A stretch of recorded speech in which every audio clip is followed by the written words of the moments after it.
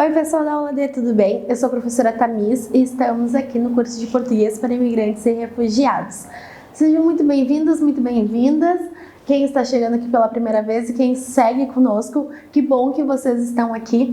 Nós estamos então aqui na nossa aula já 71, já tivemos um longo percurso, nós já fizemos vários exercícios, já discutimos sobre diversos temas, trabalhamos algumas habilidades específicas como a fala, como a escuta, e agora a gente está conhecendo um pouco da literatura brasileira através de alguns contos, algumas crônicas, alguns poemas, e agora a gente então vai conhecer um pouco da poesia de Conceição Evaristo.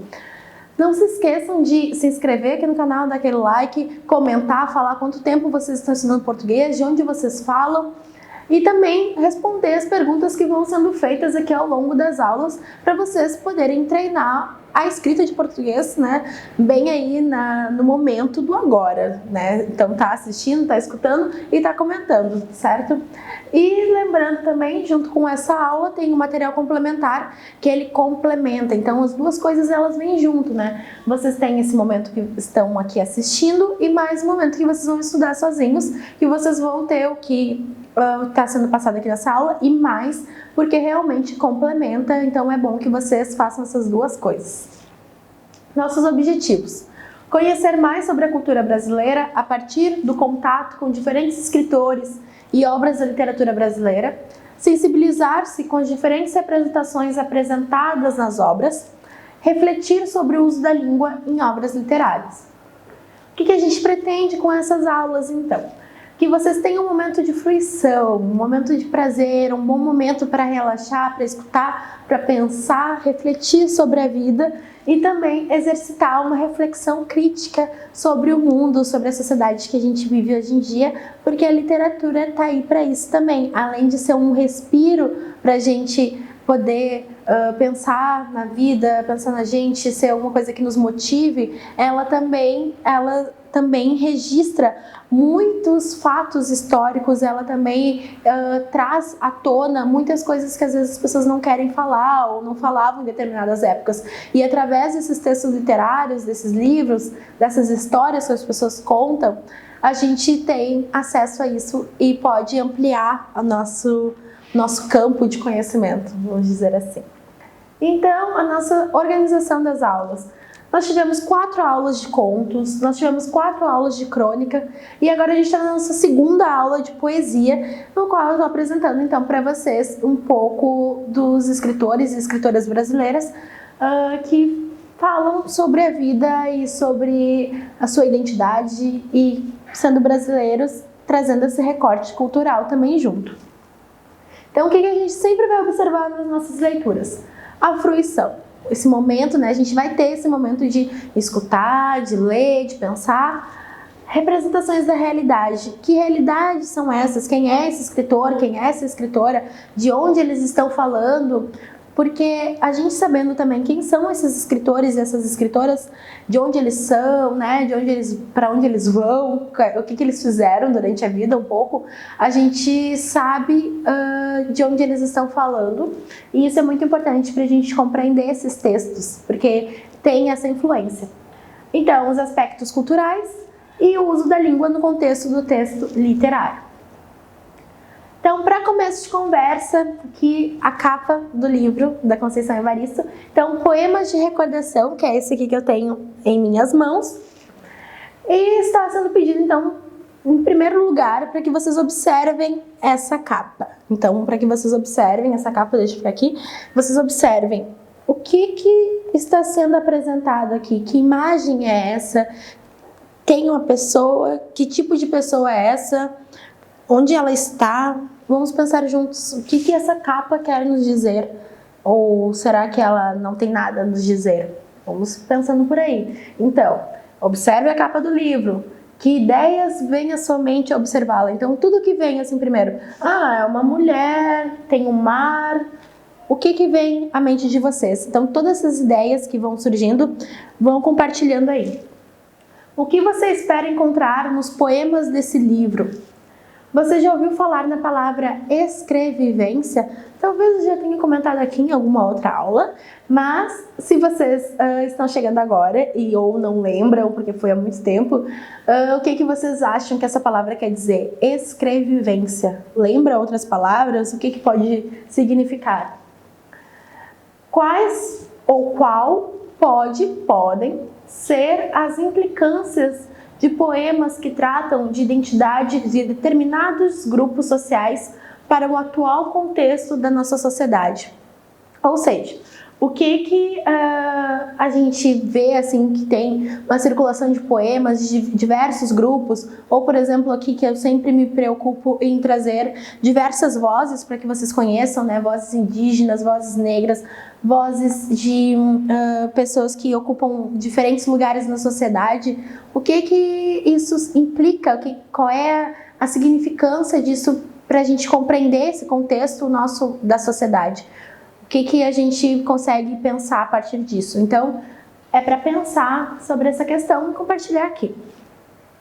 Então, aqui no livro da Conceição Evaristo, a gente vai conhecer alguns poemas e eu vou fazer a leitura desse poema, desse primeiro, antes da gente ver ele aqui na projeção, ok? Ele se chama Vozes Mulheres. A voz de minha bisavó ecoou criança nos porões do navio. Ecoou lamentos de uma infância perdida. A voz de minha avó ecoou obediência aos brancos donos de tudo. A voz de minha mãe ecoou baixinho revolta no fundo das cozinhas alheias, debaixo das trouxas, roupagens sujas dos brancos, pelo caminho empoeirado rumo à favela. A minha voz ainda ecoa versos perplexos, com rimas de sangue e fome. A voz de minha filha recorre todas as nossas vozes, recolhe em si as vozes mudas caladas, engasgadas nas gargantas. A voz de minha filha recolhe em si a fala e o ato, o ontem, o hoje, o agora. Na voz de minha filha se fará ouvir a ressonância, o eco da vida, liberdade. E esse é o primeiro poema, então, que a gente abre aqui essa aula da Conceição Evaristo. E aqui a gente vê, então, ele na projeção. O que vocês entenderam dessa leitura, né, ao escutar essa leitura? E agora vendo, vocês podem até pausar para poder ler melhor. E lembrando que está no material complementar também. Então, a gente percebe que tem uma apresentação de uma linha genealógica, né? Então, a gente vê que tá falando da bisavó, então, que é a mãe da avó. Então, a voz de minha bisavó ecoou criança nos porões do navio. Que navios são esses? Então, a gente já pergunta, que navios são esses? Ecoou lamentos, coisas tristes, né? Chorando, pedindo para os céus ou outras coisas de uma infância perdida. Então, a gente pode pensar que teve essa retirada, né? Então, criança, navio, o que a gente pode pensar? Lembrando a história do Brasil, a voz de minha avó ecoou obediência. Obediência, então, de ficar quieta e fazer o que as pessoas mandam, né? Então, a gente pode pensar aqui nesse desenho sendo feito. A voz de minha avó ecoou obediência aos brancos donos de tudo. Então, a gente está situado em um contexto de pessoas que foram escravizadas e a gente vai vendo, então, a história dessas mulheres. A voz de minha mãe ecoou baixinho revolta. Então, já não estava mais sendo obediente essa outra geração de mulheres. Ecoou baixinho revolta no fundo das cozinhas alheias, debaixo das trouxas, então todas as roupas que ela lavava, que a gente pode pensar então aqui nessa capa do livro que tem uma mulher negra que está lavando roupas no rio. Então a gente pode pensar nisso, que era uma coisa que acontecia muito aqui no Brasil. Não sei no país de vocês podem escrever, mas aqui no Brasil era muito comum que isso acontecesse. Então, pelos caminhos empoeirados, rumo à favela. Favela, todo mundo já escutou falar, certo? Então, podem ter esse imaginário de Rio de Janeiro primeiro, mas então é mais ou menos por aí. Em todos os estados temos favelas, temos morros, temos regiões mais periféricas, como a gente chama. Então, geralmente com pessoas que não têm tantas condições financeiras. A minha voz ainda ecoa versos perplexos. Então, perplexos, assim, fica meio refletindo sobre tudo de uma forma mais difícil, vamos pensar assim. Com rimas de sangue e fome. Então, toda essa história. A voz de minha filha, uma outra geração, então uma geração, vamos dizer assim, mais atual, vamos pensar, mais atual, que recolhe, que observa tudo isso, recolhe em si as vozes mudas, caladas, esmagadas nas gargantas.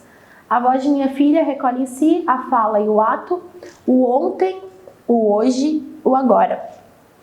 Na voz de minha filha se fará ouvir a ressonância, então vai ser espalhado o eco da vida e liberdade. Então, nesse poema, Vozes Mulheres, da Conceição Evaristo, que ele é bem mais complexo do que tudo isso, né? Ele vai mostrando uma geração de mulheres, que a gente pode pensar de uma família, mas que representam várias vidas, várias famílias, e que tem na sua história as marcas de um Brasil que escravizou muitas pessoas durante muitos anos, e a gente tem reflexos até hoje. Então, a Conceição Evaristo, para quem já sabe, já ouviu falar dela, já viu a aula de contos pela Conceição Evaristo, sabe que ela fala bastante sobre as questões de pessoas afro-brasileiras, né, de pessoas negras, fala bastante de questões raciais, ela mostra sobre isso, mostra essas coisas,